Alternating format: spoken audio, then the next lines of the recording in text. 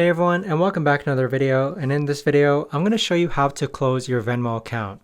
Now this video is going to be particularly useful for individuals. Let's say that you no longer use Venmo. How do you actually go ahead and close your account? Now this video is also going to be short, sweet, and simple, guys. There's not going to be a lot of steps involved. But the way to actually do this is that first you're going to log into your Venmo account. And then next, on the upper right hand corner, you want to click on that gear icon for settings. Afterwards, click on account. And then here, you're going to see a variety of information.